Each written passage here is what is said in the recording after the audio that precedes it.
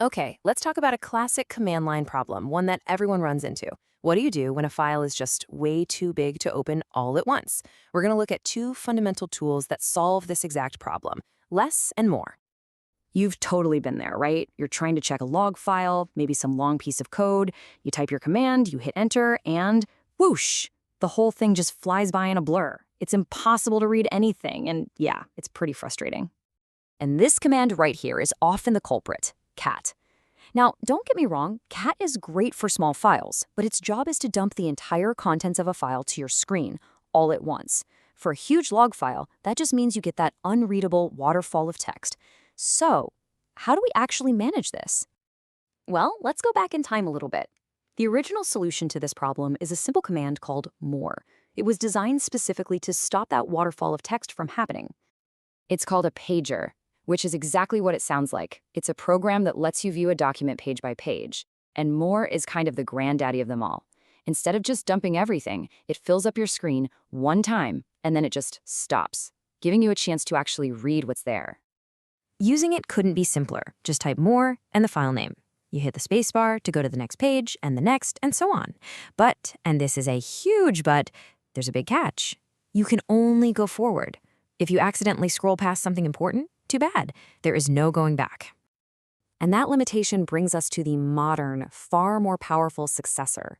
If you're going to view a large file today, this is the tool you want to reach for every single time, the less command. So less is also a pager, but it's built for how we actually work with files. The key difference is that you can scroll freely. And here's the really clever part. It doesn't try to load the entire gigantic file into memory at once. That's what makes it so fast. It doesn't just show you a file page by page, it gives you total control. So what does this actually mean for you? Well, it means you can use your arrow keys to move up and down, line by line, just like you would in a normal text editor. See something you missed, just scroll back up. And if you need to find a specific error message, you just hit the / key, type what you're looking for, and hit enter. It's a game changer. And when you're all done, just hit Q to quit. It's just so much more useful. When you put them side by side, the difference is just crystal clear. More is a one-way street. You can only go forward. But less gives you complete freedom of movement. You get full scrolling and that critical ability to search. And honestly, this is the bottom line. If you ask anyone who works on the command line, they're going to tell you the same thing. This isn't really a debate anymore. Less has totally replaced more for basically all day-to-day work. For one simple reason. It's just plain better. So after all that, what's the simple rule you need to walk away with? Well, I've got a great way for you to remember it. Whenever you have a file that's too big, just remember this little joke. Less is more. It's kind of the perfect little phrase, right? The command less literally gives you more functionality, more control, and more power than the more command ever could. It's the one you should be using. But this does leave us with one final thought.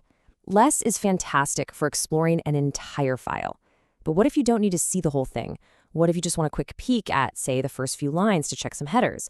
Or maybe the very last few lines to see the most recent log entries? Well, for that, there are even more specialized tools.